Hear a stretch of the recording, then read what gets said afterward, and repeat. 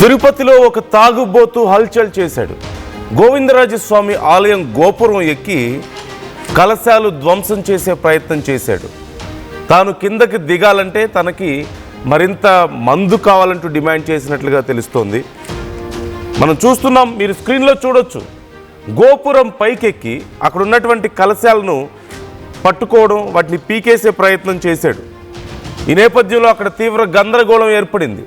భద్రతా సిబ్బంది కళ్ళు గప్పి ఆలయం గోడ దూకి లోపలికి వెళ్ళాడు ఒక మందుబాబు. ఆలయం గోపురం ఎక్కి ఫుల్ బాటిల్ ఇప్పిస్తేనే దిగుతానంటూ వాళ్ళకి ఒక షరతు పెట్టినట్లుగా తెలుస్తోంది. తన డిమాండ్ నెరవేర్చకపోతే, తనకు ఒక ఫుల్ బాటిల్ ఇవ్వకపోతే తాను కిందకు దిగనంటూ చెప్పాడట. 3 గంటలు కష్టపడి మొత్తానికి ఆ తాగుబోతుని కిందకి దించారు పోలీసులు. గోపురంపై ఉన్న 2 కలశాలను పాక్షికంగా అతను ధ్వంసం చేశాడట. తెలంగాణ రాష్ట్రం నిజామాబాద్కు చెందిన తిరుపతి అనే వ్యక్తిగా గుర్తించారు. తిరుపతి ఈస్ట్ పోలీస్ స్టేషన్కు తరలించి అతన్ని విచారిస్తున్నారు.